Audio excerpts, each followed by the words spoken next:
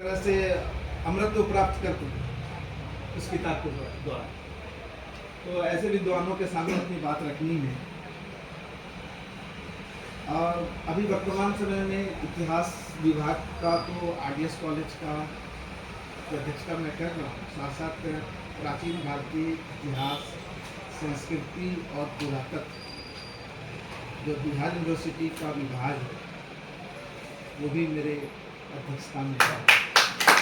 तो इस नाते भी थोड़ा मेरा हक बनता है कि मैं कुछ बोलूं।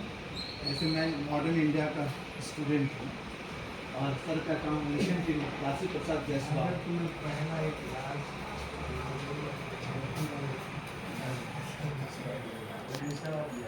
तो बी.ए. स्मिथ इनको भारतीय इतिहास का माझी कहते हैं। ये समझते हैं सब लोग, भैया खेलने वाले बड़ा वर्ड इस्तेमाल किया है। इनके स्कॉलरशिप पे किसी का कोई ये नहीं चैलेंज नहीं, इसके सभी लोगों ने सराहा है इनको। यहाँ पे बातें हुई हैं कि कब जन्म हुआ है उनका, 81 से 37 के बीच का उनका जीवन है। और ये 81 से 37 के बीच का जो जीवन है वो हमारे कहीं किसी भी व्यक्ति का जो व्यक्तित्व का निर्माण होता है उसके पीछे सामाजिक पृष्ठभूमि बहुत काम करती है। और हमारा और आपका जो सोच और विचार उसके पीछे जो पृष्ठभूमि है उसको बगैर समझे हुए किसी व्यक्तित्व के बारे में आप डिस्कस नहीं करते। ये जो समय है ये हमारी प्रधान क्या कहते हैं गुलामी का समय। हम लोग डायरेक्ट ब्रिटिश क्वीन और जो ब्रिटिश क्राउन है उसके अधीन हम लोग। 1857 का विद्रोह हमें ब्रिटिश ईस्ट इंडिया कंपनी से मुक्ति तो दिला दी, लेकिन हम क्राउन के अंडर चले गए। लेकिन ब्रिटिश ईस्ट इंडिया कंपनी जो 1757 में आई और हमारे यहाँ सत्ता स्थापित की, तो सर ने बात एक कही, एक फोर्ट विलियम कॉलेज, और वहाँ पे कलकत्ता में aesthetic society of Bengal, William Jones, इन सबका आप लोग फाउंडर हैं। वो 1784 ये ग्रुप है। विलियम जोन्स हैं, विल्किंस हैं, कोलब्रुक है, जेम्स प्रिंसेप हैं। इन सबको अगर छात्र हैं तो छात्र के लिए वर्ड अच्छा वर्ड है, ओरिएंटलिस्ट कहा जाता है। इनके लिए जो वर्ड है, शब्द है ओरिएंटलिस्ट। और ये ओरिएंट आपके मुजफ्फरपुर में भी ओरिएंट कल्चर, ओरिएंट से मतलब आप हमको लगता है कितने लोग समझ पाए।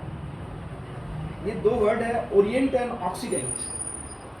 जो वेस्ट है, वेस्ट अपने आप वेस्ट के लिए ऑक्सीडेंट वर्ड आता है और ईस्ट के लिए ओरिएंट वर्ड आता है। और हमारे यहाँ ओरिएंट क्लब भी है। कुछ ग्रुप का लगता है कि कुछ हमारी फीलिंग कुछ हमको कनेक्ट करें। और इसमें एक बहुत अच्छा आपके स्टूडेंट्स के लिए खासतौर से ओरिएंटलिज्म एडवर्ड सईद की किताब भी, आप उसको पढ़ेंगे तो आपको वेस्ट का ईस्ट के बारे में क्या नजरिया, उस किताब में ये दर्शाने की कोशिश है कि वेस्ट जो है पश्चिम की दुनिया, जैसे आप भारतीय समाज का भी आप आकलन कर लेंगे, जो समाज में जो सवर्ण वर्ण है वो दलित के बारे में कैसे सोच रखता है।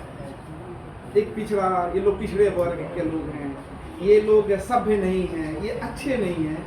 अगर आप उसको वैसे ही अगर आप लेके जाए तो जो वेस्ट है, ओरिएंट जो है एशिया और अफ्रीका के लोगों को असभ्य मान रहा है, बराबर मान रहा है।